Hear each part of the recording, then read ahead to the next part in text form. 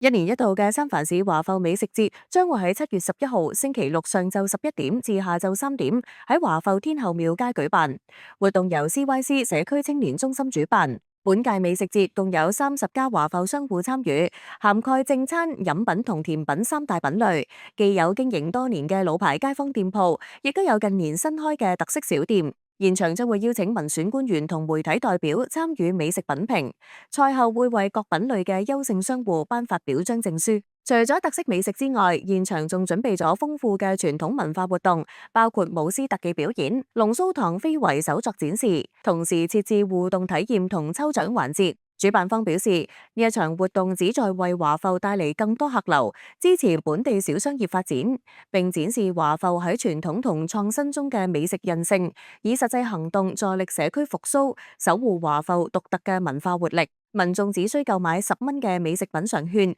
即可任選3款商戶招牌美食。